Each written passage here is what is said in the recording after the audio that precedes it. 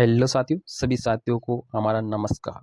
आज की वीडियो में रीट 2024 को लेकर कुछ इन्फॉर्मेशन इस वीडियो में मिलने वाली है।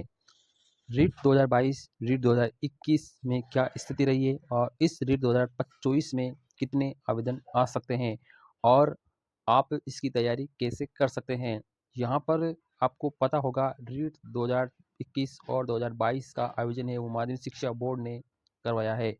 अब यहाँ पर रीट 2024 का जो आयोजन है वो भी माध्यमिक शिक्षा बोर्ड के द्वारा ही कराया जाएगा। यहाँ पर रीट कार्यालय ने यहाँ पे माध्यमिक शिक्षा बोर्ड ने अपनी वेबसाइट से रीट 2021 और 2022 के जो लिंक है वो यहाँ पे हटा दिए गए हैं। अब 2024 का नया अपडेट वर्जन लगाने वाले हैं। तो रीट 2024 में लगभग यहाँ पे 10 लाख से अधिक फॉर्म आने की संभावना इस बार रहने वाली है। अगर आप रीट एग्जाम पहली बार दे रहे हैं तो आपको ये समस्त जानकारी लेना ज़रूरी है, और अगर आपने पहले से फॉर्म अप्लाई कर रखा है तो आपको इसकी जानकारी ज़रूर होगी। लेकिन आज इस वीडियो में सारी जानकारी मैं देने वाला हूँ। रीट का जो आयोजन है वो जनवरी के दूसरे पखवाड़े में होने की पूरी संभावना है। यहाँ पर इसकी घोषणा भी हो चुकी है। नवंबर के शुरू में यहाँ पे इसके ऑनलाइन फॉर्म निकलने वाले हैं। आपको यहाँ पे काफ़ी कम समय है, 2 महीने का समय है। आपको अच्छी तैयारी करना ज़रूरी है। राजस्थान माध्यमिक शिक्षा बोर्ड रीट 2024 के आयोजन की हरी झंडी मिल चुकी है। जल्द ही इसका विज्ञापन जारी कर दिया जाएगा।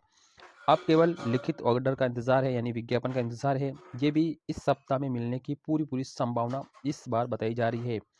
नए रीट में 10 लाख से अधिक के अभ्यर्थियों के बैठने की संभावना जताई गई है। बोर्ड ने अपनी मेन वेबसाइट से रीट के जो पुराने लिंक थे 2021 और 2022, इन दोनों को यहाँ पे हटा दिया है। नया अपडेट भी तैयार कर लिया गया है। करीब 2 साल बाद रीट का आयोजन हो रहा है। सरकार ने यहाँ पे 1.5 लाख भर्तियों की घोषणा भी कर रखी है। ऐसे में इस बार अभ्यर्थियों की संख्या अधिक रहने की संभावना है, क्योंकि 2022 के बाद में यहाँ पे रीट का आयोजन नहीं हुआ तो 2 साल में 2 लाख से ज़्यादा कैंडिडेट तो नए आ गए हैं और पुराने कैंडिडेट तो वैसे ही रहने वाले हैं। यहाँ पर ऑर्डर मिलते ही विज्ञप्ति जारी करवा दी जाएगी। बोर्ड की रीट नोडल एजेंसी के लिए आधिकारिक ऑर्डर मिलने के बाद विज्ञप्ति तैयार कराई जाएगी। इसमें पूरा विवरण होगा, पात्रता, शर्तें, विभिन्न बिंदुओं का समावेश किया जाएगा। बोर्ड की वेबसाइट सक्रिय है लेकिन इसे अपडेट किया जा रहा है, और इसका अपडेट लिंक है बोर्ड की मुख्य वेबसाइट पर जल्द ही उपलब्ध आपको करा दिया जाएगा। यहाँ पर 2021 में पात्रता निश्चित अवधि के लिए थी। 2024 में बीएड पूरी करने वाले भी इसमें शामिल रहने वाले हैं। बोर्ड सचिव ने बताया है कि बोर्ड ने रीट 2021 और 2022 का आयोजन किया है। इसमें से अभ्यर्थियों को एक बड़ी संख्या में पात्रता प्राप्त नहीं हुई थी। वहीं रीट 2021 के पात्रता प्रमाण पत्र की वैधता निश्चित अवधि के लिए थी, वो सभी अपात्र हो चुके हैं। इस बार वे अभ्यर्थी आवेदन करेंगे जिनके प्रमाण पत्र की वैधता पूरी हो चुकी है। 2023 से 2024 में बीएड पूरी करने वाले स्टूडेंट भी इस बार बैठेंगे। ऐसे में संख्या 10 लाख से पार होने की पूरी संभावना है। अंतिम आंकड़ा तो फॉर्म भरने के बाद ही यहाँ पे पता चलेगा। यहाँ पे रीट 2022 की स्थिति देखते हैं। बोर्ड की ओर से 23 और 24 जुलाई को ली गई रीट 2022 का जो रिजल्ट है वो 29 सितंबर को यहाँ पे जारी किया गया था 2022 में। लेवल 2 की जो परीक्षा हुई थी उसमें 11,55,904 कैंडिडेट शामिल हुए थे। इसमें से 6 लाख कैंडिडेट यहाँ पे पात्र घोषित किए गए थे। परिणाम 52.19% रहा था।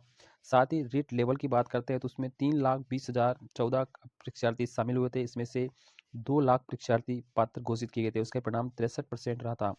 रीट 2021 लेवल 2 का जो स्थगित पेपर है वो भी इसमें हुआ था। साथ ही रीट 21 की बात करते हैं। रीट 2021 की स्थिति ये है कि रीट लेवल 1 के लिए लगभग 12 लाख से ज़्यादा अभ्यर्थियों ने आवेदन किए गए थे। इसमें से 10 लाख से ज़्यादा अभ्यर्थी शामिल हुए थे। कुल 3,30,000 का परिणाम घोषित किया गया था। और साथ ही रीट लेवल 2 के लिए 12 लाख से ज़्यादा अभ्यर्थियों ने आवेदन किए थे। उसमें से 10 लाख से ज़्यादा अभ्यर्थी परीक्षा में शामिल हुए थे। रीट 2021 बोर्ड के पूर्व अध्यक्ष डॉक्टर DP जरल के कार्यकाल में हुई थी। ये परीक्षा पेपर लीक के चलते विवादित हो गई थी। तो यहाँ पर आप सभी को ये ज़रूर पता चल चुका है कि यहाँ पर जो फॉर्मों की संख्या है वो 10 लाख से ज़्यादा ही रहने की संभावना है। तो आपके जो फॉर्म है वो 10 लाख से ज़्यादा ही आने की पूरी संभावना है। अब यहाँ पर सभी अभ्यर्थी तो पात्र नहीं होते हैं। जिन्होंने 2021 का दिया है उनकी वैधता 3 साल थी, तो वो तो समाप्त हो चुकी है। और जिन्होंने रीट 2022 दिया है उनकी वैधता अभी यहाँ पे आजीवन कर रखी है, तो उनको दोबारा देने की आवश्यकता नहीं है। लेकिन जिन्होंने पात्रता हासिल नहीं की, यानी 60% जिसके नहीं बने हैं, उन सभी को यहाँ पे दोबारा से पात्रता परीक्षा देना ज़रूरी है। तभी वो मुख्य परीक्षा में बैठ पाएंगे। तो यहाँ पर बोर्ड की वेबसाइट पे जल्द ही लिंक एक्टिव हो जाएगा और इसका ऑफिशियल नोटिफिकेशन भी यहाँ पे अक्टूबर के लास्ट में या नवंबर के फर्स्ट में आने की पूरी संभावना है। यानी जनवरी के दूसरे पखवाड़े में तो इसका एग्जाम ही है, तो विज्ञापन तो पहले से जारी कर दिया जाएगा। तो आप निश्चिंत रहिए, आपके पास बहुत कम समय है, आपके सामने केवल 2 महीने का समय है। आपको इसमें रीट की तैयारी करनी चाहिए। जो रीट एग्ज़ाम है, हम यहाँ आपको थोड़ा सा जानकारी देंगे। तो रीट L1 और L2 इन 2 तरह से एग्ज़ाम होता है रीट। और रीट एक पात्रता परीक्षा है जो L1 के लिए भी लेनी पड़ती है और L2 के भी लेनी पड़ती है।